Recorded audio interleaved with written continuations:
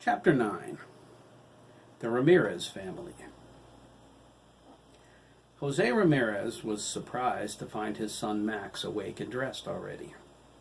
Most of the time he came into the boys' room 3 or 4 times before they stirred. Even then, it was Mariana's commanding voice that got them moving. When he opened the door, he saw Max staring out of the front window. He grew concerned. He stepped in, sat next to his oldest, and slipped an arm across his shoulder. Max gave him a half smile. "I'm okay, Papa," he said, but looked away too quickly. "Hey," Jose exclaimed, pulling Max against him. "Do I look like I just got off the banana boat, Chico?" Max chuckled. "No, Papa." He leaned into his father's shoulder. A scene flashed into his mind. It was Jack's hand, the leather belt descending, and the sickening crack it made against Craig's flesh. He said, "I saw something this morning. I wish I hadn't." Jose looked out the window.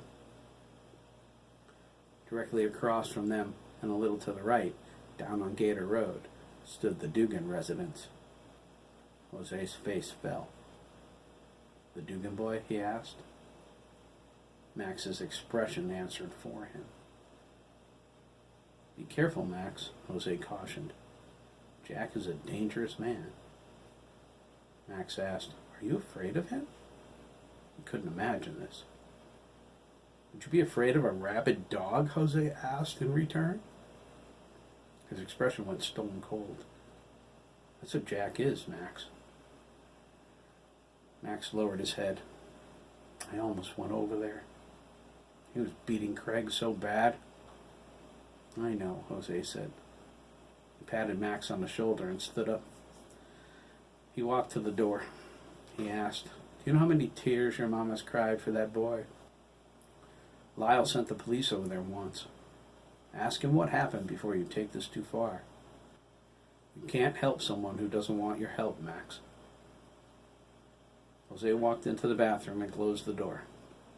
Max didn't move until he heard the shower come on. When he did, he reached across to the twin bed on the other side of the room and shook his brother awake. Ricardo pulled the covers over his head. "5 more minutes, Mama, please." Max cuffed him. "Get up, dude." "Ow," Ricardo whined, uncovering his face. He pulled the blanket around his head. He looked like an old Chinese woman. "That hurt, Max." Max looked out the window toward the Dougan house.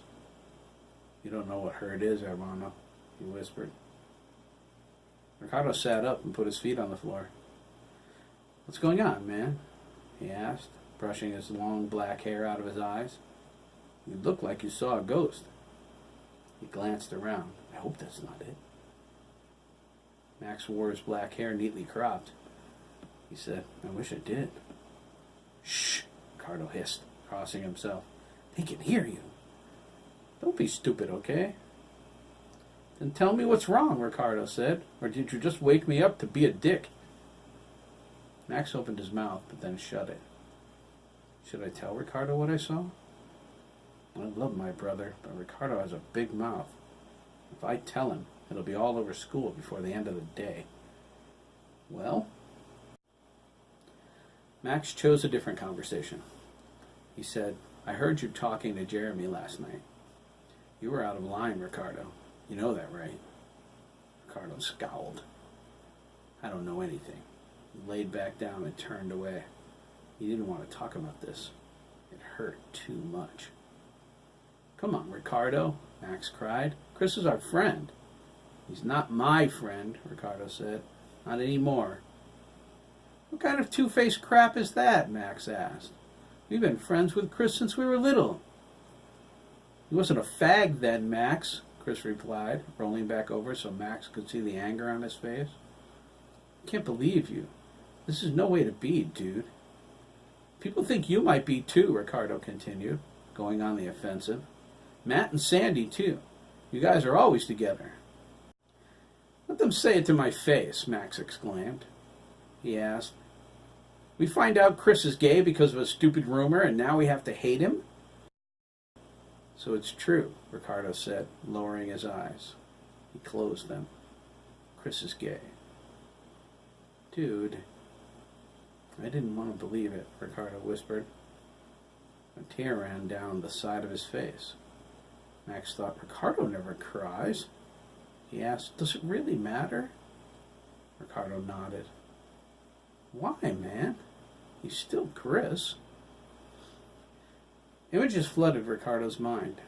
He was 6 years old again, lost at the Big E Fair in Massachusetts. It was hot, and he was crying. His family was nowhere in sight. They got separated by the Budweiser Clydesdales. A man knelt in front of him. He had a friendly face and curly brown hair. He told Ricardo everything would be all right. He promised to help him find his mommy. Ricardo was relieved. First, the man said, taking his hand, let's wash your face. You don't want your mommy to see you acting like a crybaby. Ricardo didn't care about that, but he didn't want Max to see him crying. The man led him to a bathroom marked out of order. Ricardo read the sign and said, broken. The man replied, it's okay. We only need the sink. He slipped inside. The man locked the door behind them. Ricardo's fear returned as they passed the sinks and went into one of the stalls. Everything Ricardo knew about life crashed down when the man molested him. When it was over, he was in shock. The man washed his face at the sink, dropped him off at a security booth, and disappeared into the crowd. The guards paged his family once Ricardo was able to blubber out his name. The man was long gone when his crying mother scooped him up into her arms. Ricardo never saw him again. He never told anyone what happened. He was too frightened. Why does it matter so much, Ricardo? Max repeated. Ricardo almost told him, but he didn't. It just does. Max wanted to press the matter. He's hiding something, he thought. Max! Mariana called up the stairwell. Ricardo! Max went over to the door. Before he exited, he turned back. He's still our friend, Ricardo. You don't turn your back on your friends. Ricardo said nothing. After the door closed, he wept. He loved Chris. That was the truth. Max was right. Chris was his friend. But how can he be when he's everything I hate in the world? Ricardo laid on his bed searching for answers. They weren't forthcoming. At the top of the stairs, Max paused and looked down at his mother. Telefono, Mariana said, pointing toward the kitchen. She was a round Puerto Rican woman, 5'6", with tan skin and black eyes. Her pretty face wore an expression of authority. Her straight black hair was tied in a ponytail that went to the middle of her back. Chris McKee. It sounded fine to Max when she said Chris's name, but non-Hispanics would probably have heard McGee instead of McKee. He smiled and thanked her. He zipped down the stairs to his cell phone. It was on the charger in the kitchen. They weren't allowed to take their phones to bed with them since Ricardo got caught texting at 1 a.m. Chris? Hey, Max, Chris said. We're in business. Max jumped for joy and sighed, but kept his emotions under tight rein. Mariana would never let them go camping if she suspected they were drinking. Chris picked up on Max's silence. Your mom's there? You got it, amigo. Chris said, okay, and listen. Make sure Ricardo brings his tent. I know it's a piece of crap, but we're tight for space. Are we good about supplies? Max asked, using the code phrase they agreed on yesterday. Yes, Chris replied.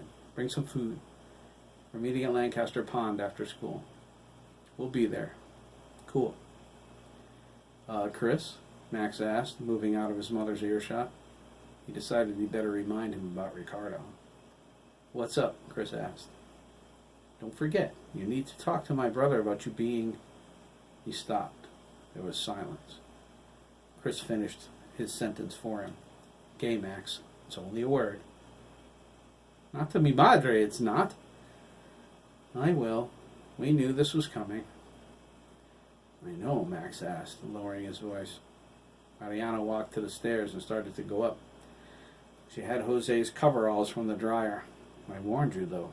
Ricardo has a problem with gay people, Chris offered, helping him along. Right. It's even worse than I thought. He probably already told Jeremy. He did, but it's cool. I talked to Jeremy this morning. Dan's working pretty hard at screwing me over. Max volunteered to beat him up. Chris said no. He suggested telling people the truth. Max shrugged. Whatever. I got your back. He thought about it and added, I said your back, not your backside. Oh, funny, Chris said. Like you'd do anything at all for me, Ramirez? He hung up. Max smiled. Mariana returned to the kitchen, made a cup of espresso. Her favorite coffee was Bustelo. Max slipped in behind his mother and kissed her on the cheek. She smiled wryly, stirring some sugar into her cup. He noticed a large plate of fried plantains. He eyed them hungrily.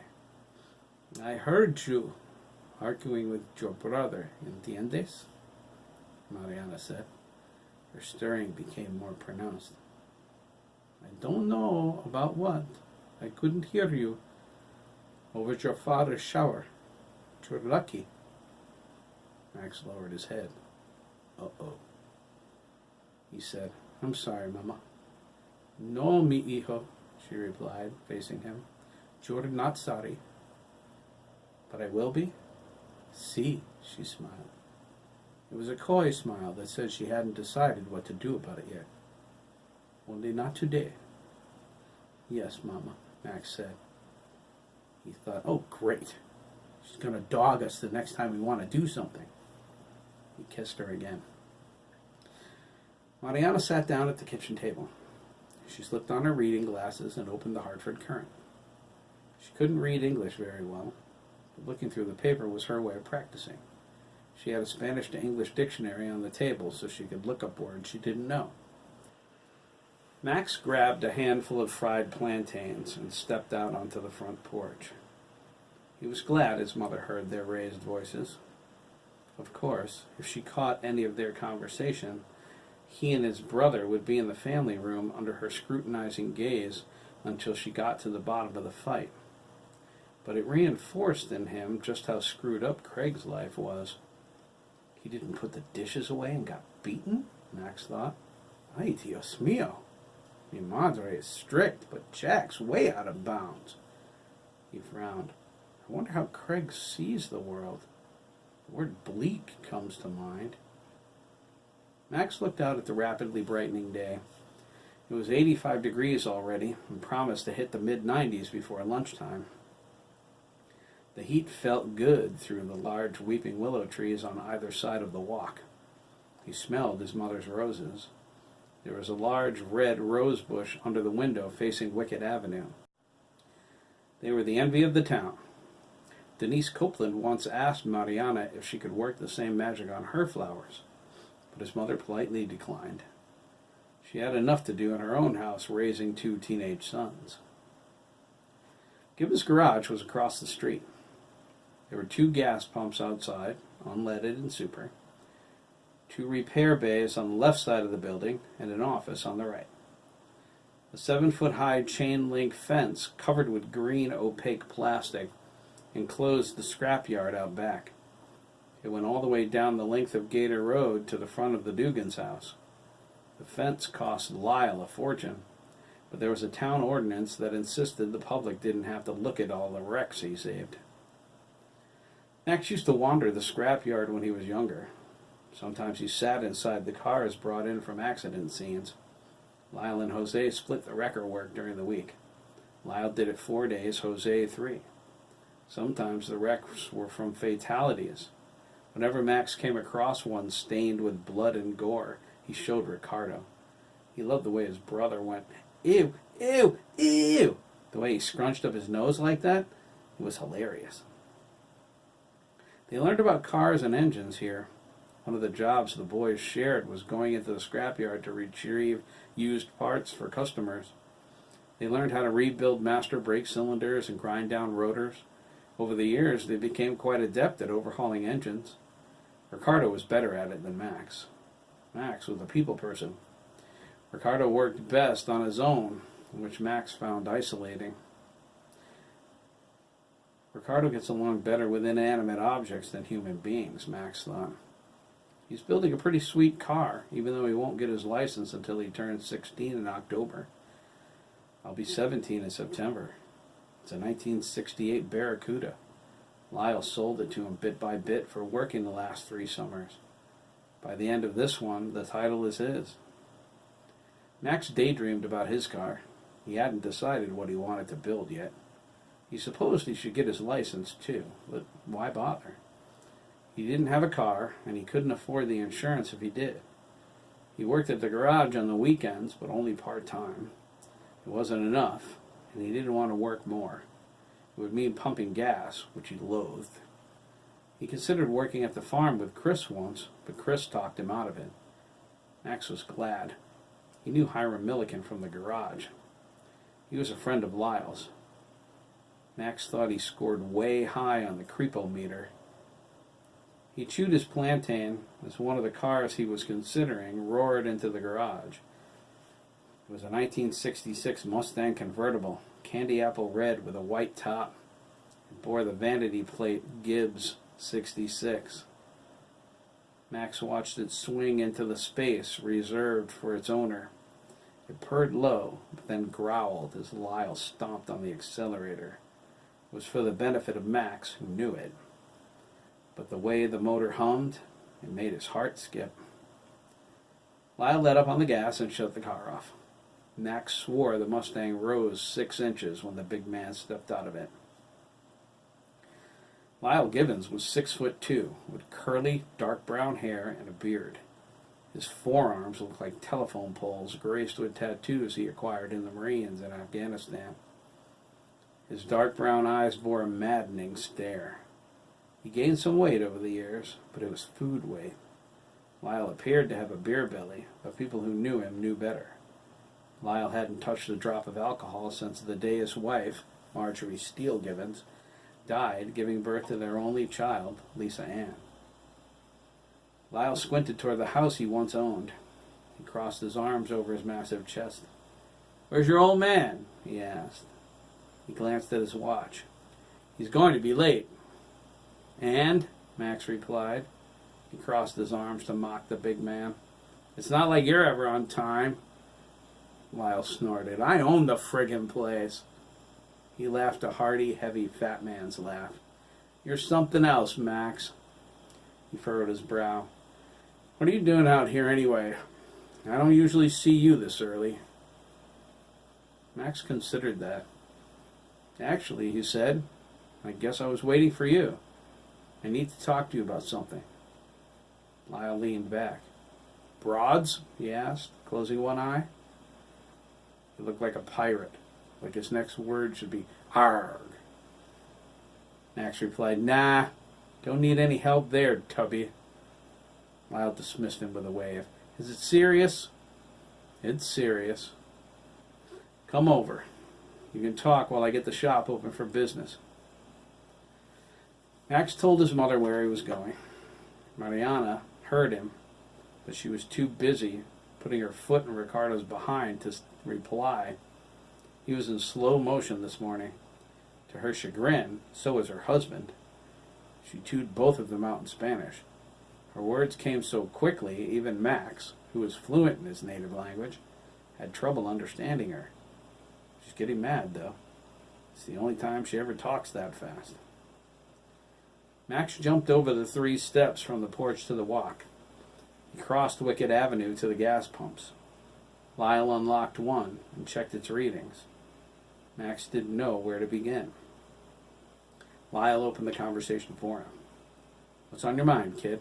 he asked, donning his glasses. He wore them long enough to read the pump, and then they disappeared in the pocket of his overalls. He didn't like people to know about them. They were only for reading. They were thick, too. "Did you talk to your old man about this first?" "Si," Max replied. He grinned at Lyle's scowl. You know that Spanish crap drives me nuts, he complained. I'll never forgive your parents for teaching it to Lisa. I got the only white daughter in town that sounds like Ricky Ricardo. That's what you get for letting Mama take care of her when she was a baby. Lyle reflected on this, scratching his chin. His eyes were sad, but only for a second. Yeah, it was tough when Marge died, Max. Here I was with this little pink thing in my arms and a dead wife on the birthing table. I never felt so lost in my life, not even in the desert. He shook off the memory. He asked Max what was bothering him. I got woken up last night, Max sadly said. It was Jack Dougan. He was beating the crap out of Craig. Lyle stopped fighting the pump lock on the second pump and closed his eyes. Max thought he was counting to 10. Your dad told you to talk to me. Yeah. I'm not sure what to do about it. Lyle shook his head and went back to fighting the lock. It was old, the same lock his deceased father used to battle. He promised to buy a new one, today, for sure. Of course, tomorrow he would be right back here fighting the same lock again. He had every day since his old man passed away and he inherited the garage. As much as he hated the lock, it was a small piece of his father. Carl Gibbons was gone, but he put his heart and soul into this place. Lyle kept it as original as possible while still being competitive. It was late one Saturday, Lyle began, his hand on Max's shoulder. We were playing poker, Kelly, Milliken, and me. All of a sudden, we heard the kid screaming, like he was right in the room with us. Craig was probably 10. It was the week your family took off to New York City, remember? Max nodded, remembering the trip to his Aunt Zoe's house. She was his mother's younger sister, but she came to the mainland first. She married a soldier named Matthias Ortiz from the Bronx. Matthias was killed in Iraq. He left behind his wife and Max's cousins, Elena, who was Ricardo's age, and the twins, Matthias Jr. and Miguel. Twins turned 11 on April Fool's Day. Max smirked. Matthias and Miguel called each other fool all the time because of their birthday. Max shook his head as Lyle continued. I threw open the garage door, and there they were, Max, in my lot. Jack had the kid by the hair, and he was whipping his legs with a leather belt. Max's eyes widened. He bit his lower lip. I tell you, Max, I was going to plant Jack right there. Jesus is my witness. He held up his right hand as if swearing in for testimony. I snatched up that skinny prick, slammed him onto the pavement. Do you know what happened? You beat the crap out of him? Lyle shook his head. I was going to. But as I raised my fist, the boy grabbed hold of it. Craig? Max asked. That's right, begging me not to hurt his daddy. I couldn't believe it. What happened then? I called the state police. They went over there. Max gestured with his chin toward the Dougan's house. And they didn't do squat. Craig said he got the bruises falling down the attic stairs. Can you believe it? Max said he couldn't. How could the cops be so blind? Jack even threatened to bust me for making a false report. What kind of crap is that? Max asked. This kind, Lyle replied. As long as the kid loves his father, and he does, even if the man's a piece of garbage, no one's going to be able to do squat. Max's expression darkened. Oh? He angrily thought. He set his jaw in a determined expression. We'll just see about that.